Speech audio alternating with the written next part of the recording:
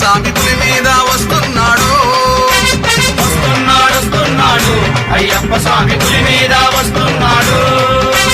ఐదు కొండ దేవుడు అయ్యప్ప స్వామి